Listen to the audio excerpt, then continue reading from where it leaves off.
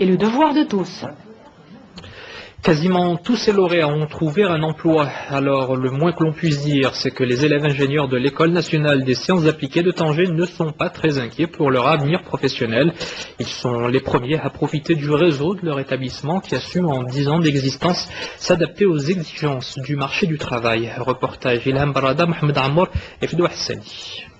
L'École nationale des sciences appliquées de Tanger souffle sa 10e bougie. Créée en partenariat avec l'INSA de Lyon et la Faculté des sciences et techniques de Tanger, l'établissement a fait de la coopération un élément fondamental. Première INSA à voir le jour au Maroc, elle est ouverte sur son environnement socio-économique. La formation qu'on a eue pendant les années d'études ici à l'INSA était une formation qui est confectionnée ou taillée à mesure par rapport aux besoins des industriels. Tout ce qu'on a appris ici à l'école, donc on l'utilise dans notre vie professionnelle.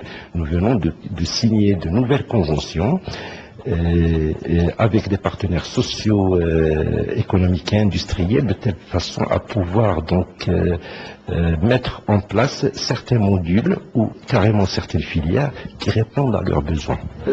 Depuis sa création en 1998, 326 ingénieurs ont été formés par l'École nationale des sciences appliquées de Tanger. Le taux d'insertion au marché de l'emploi avoisine les 100% aujourd'hui.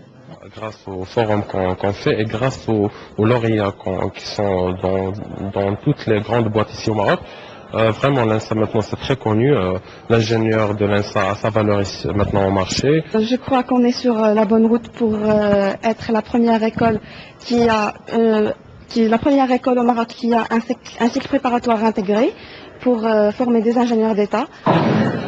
L'INSA de Tanger dispense une formation sur 5 ans dans 4 filières différentes: génie industriel et logistique, génie électronique et automatique, génie des télécommunications et réseaux et génie informatique.